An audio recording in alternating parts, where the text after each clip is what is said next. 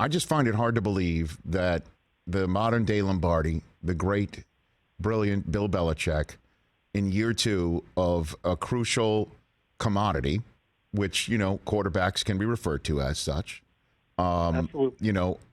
This crucial growth year for an asset, a human who the New England community fell in love with, which is so rare to fall in love with a kid after the GOAT leaves, that Belichick hired the wrong people, totally missed the mark on it.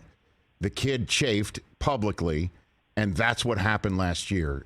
I find it hard to believe that that's what happened last year, Tom, but you're saying that's exactly what happened last year. You find it hard to believe of the act of misplaying it so badly? Yeah, that Belichick would say, I trust in 2 guys who you referred to as a carpenter to fix a leaky sink. Right. I do too, and I think a lot of it has to do with confidence that Bill has developed over the year in his own acumen and in the acumen of, he said it a million times. These are good football coaches. They know what they're doing. Matt did this, and Joe played quarterback, and he had high confidence that it would be an easy transition. But they're just not. They don't have enough humans on the coaching staff sometimes, and we've seen Adrian Clem come aboard. Billy Yates was a first-year offensive line coach to a large extent. Matt was a first-year play caller, first-year offensive coordinator, and he was supposed to help with the offensive line. There's a time when Jimmy Johnson and Bill Belichick used to take a boat trip, and I don't know if it was Jimmy or Bill who came off of that, and they had a general view that every team in the league, save for 10, will be their own worst enemy and defeat themselves at some point. So you're really only competing with 10 teams over the course of the year. Mm-hmm. And I think Bill believes my acumen, my ability as a head coach, my ability to get the most smart players, and the smartness of Mac Jones, all those things together are going to help us negotiate things and be a successful team. In some ways, he wasn't wrong. 8-9 isn't a full-on embarrassment, but that's wasting a very good defensive performance for unwatchable offense. He overestimated, I think, is what he did.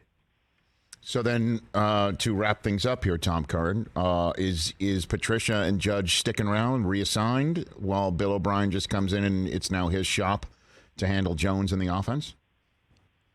I'm not sure what the disposition is with Patricia. It seems as if Joe Judge is going to be part of things going forward. Mm-hmm. As you know, it's impossible to get even title explanations out of these guys because, as Bill says, titles don't matter. Well, of course they matter, and they matter to him more than anybody else because he doesn't give them out.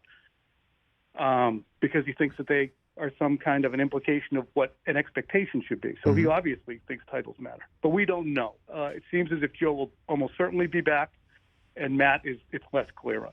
All right, and as I get ready to head to the Combine on NFL Network next week and then sit in this chair until the draft and then host the draft, and we're talking about 40. And we're talking about the quarterback carousel. Do I no longer pound the drum wondering about Mac Jones like that? We should put that to bed here on February 23rd. I would say that you can conclusively think that the Patriots organization is steadfast in wanting to know what they have in Mac Jones in year 3. Steadfast. And by trading him, they'll never find out. Catch the Rich Eisen Show every single day on the Roku channel, 12 to 3 Eastern, for free.